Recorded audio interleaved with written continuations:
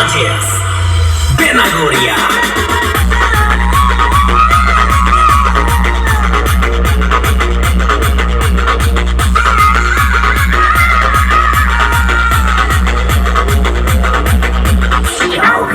तुम अपने आप को कंपटीशन का बादशाह समझने लगे।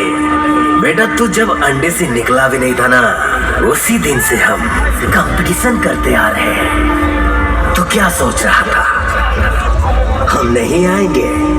आएंगे तो धमाका करके ही जाएंगे। Play by DJ Pinku power off, Sanjay भाई, ओनर भाई, टुकू भाई, वॉइस मास्टर आरजे पंकज। बेटा तेरा जो ये डीजे का साइज है ना, उतना तो मेरा कंपटीशन का सामान है। Mix by DJ Rocky.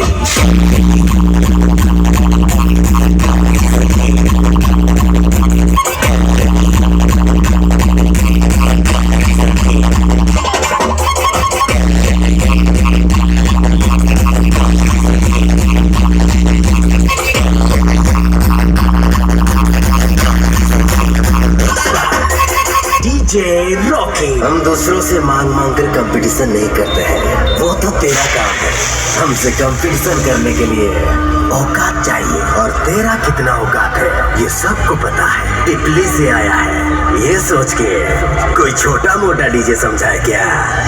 बेटा तेरे जैसे 36 आए और 36 गए, लेकिन आज भी पूरा उड़ीसा में पूछ लेना असली कंपटीशन की कौन है।